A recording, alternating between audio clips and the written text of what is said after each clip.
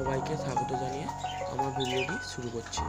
তো আজকে ভিডিও হলো ককটেল, মানে ককটেলের সম্বন্ধে আমি কিছু বলবো আপনাদের। ককটেল কত সাল থেকে খাঁচায় পালিত হয়, কী কী খায়, কেমন বয়সে প্রজনন ক্ষমতা শুরু হয় ইত্যাদি। আমি প্রথমেই বলি, ককটেলকে অনেক সবাই কাকাতুয়া হিসাবে চিনে ভুল করে, কিন্তু আসলে ককটেল কাকাতুয়া না। এর মাথায় ঝোঁটন থাকলেও কাকাতুয়া না। এটি সাধারণত অস্ট্রেলিয়ার পাখি এবং এটি খাঁচায় পালিত হয় প্রায় 1940 খ্রিস্টাব্দ থেকে। এই পাখিটি প্রকৃতিতে ধূসর রঙে দেখতে পাওয়া যায় এবং বর্তমানে এখন সাদা, ফন, পাল ইত্যাদি কালার দেখতে পাওয়া যায়। তো এই ককটেল সাধারণত সাইজ হচ্ছে 12 ইঞ্চি থেকে 30 সেন্টিমিটার, 12 ইঞ্চি বা 30 সেন্টিমিটার। এই ককটেলের পৃথিবীতে কদর খুবই বেশি, কারণ এদের সৌন্দর্য থাকার জন্য এদের মাথায় ঝুঁটি এবং গালে লাল যে দাগ পাওয়া যায়, সেই দাগ পাওয়ার জন্য খুবই বিখ্যাত। এই ককটেল সাধারণত কি খাবার খায়? এরা সাধারণত খায় কাগনি দানা, অর্থাৎ আমরা যে বলি ঘাস দানা, সেই ঘাস দানা, সূর্যমুখী দানা অর্থাৎ সানফ্লাওয়ার সিড, কুসুম দানা এবং ব্ল্যাক সিড।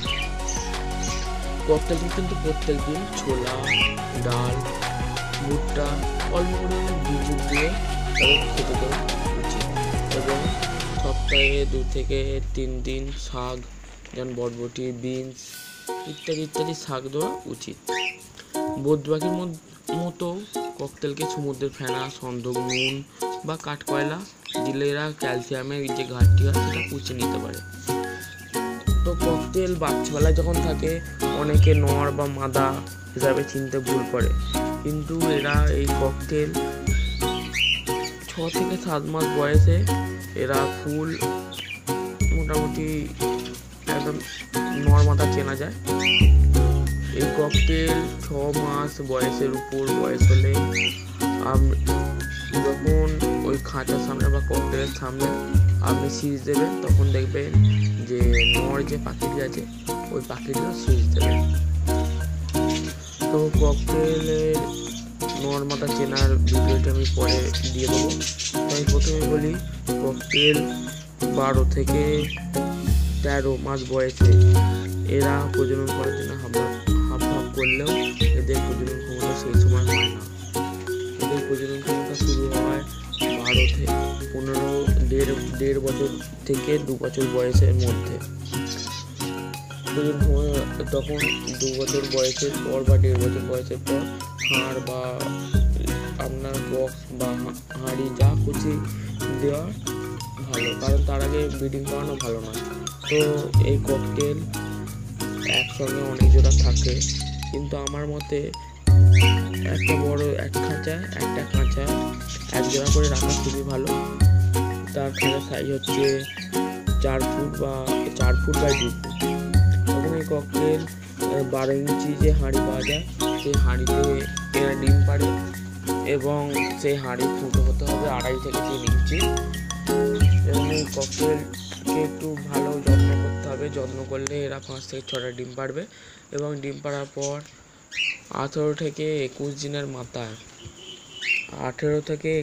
মাথায় এরা যে ডিম পাড়ে সেই ডিম ফুটে বাচ্চা বেরোয় এবং সেই বাচ্চা প্রথম কয়েকদিন নর মাদা মধ্যে নর খাওয়ায় না, কিন্তু মাদা অলরেডি 2 থেকে 3 দিন বা তার একটু বেশি দিন খাওয়ায়, শুধু মাদা খাওয়ায়, নর তাকে খাইয়ে দেয় মাদাকে এবং মাদা খাওয়ায় বাচ্চাদের। এবং 4-5 দিনের পর থেকে নর মাদা দুজনে একসঙ্গেই খাওয়ায় এই বাচ্চাগুলোকে। এবং এই বাচ্চা হাঁড়ি থেকে বের হতে সময় লাগে 35 থেকে 40 দিনের মাথায়। এবং হাঁড়ি থেকে বেরোলেই যে আলাদা করে দিতে হবে সে নয়, আপনাদের করা উচিত যে 15 থেকে 20 দিনের উপর হাঁড়ি থেকে বেরোলেও ওর মা বাবার সঙ্গে রাখতে হবে, কারণ যাতে ওরা খেতে শেখে। এবং এই ককটেল সাধারণত 18 থেকে 20 বছর পর্যন্ত বাঁচে। 18 থেকে 20 বছর এরা বাঁচে এবং অনেকের কাছে 14 থেকে 15 বছর অবধি প্রজনন করাতে সক্ষম হয়েছে অনেকজন। আপনি যদি একটু যত্ন করেন তো 14 থেকে 15 বছর এদের প্রজনন করাতে সক্ষম হবেন।